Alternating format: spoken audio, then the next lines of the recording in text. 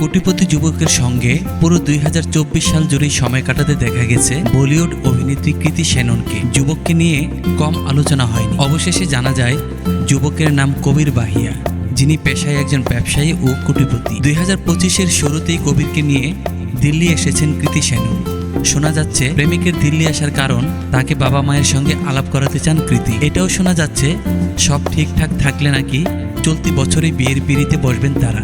তবে এসবের মধ্যেই যা নিয়ে সবচেয়ে বেশি আলোচনা হচ্ছে তা হলো দুজনের বয়সের পার্থক্য। কৃতির থেকে বয়সে অনেকটা ছোট কবির, সেটাও নাকি চোখে পড়ার মতো। বর্তমানে কৃতির বয়স 34 বছর, অন্যদিকে কবিরের বয়স 24 বছর। দুজনের বয়সের পার্থক্য প্রায় 10 বছরের।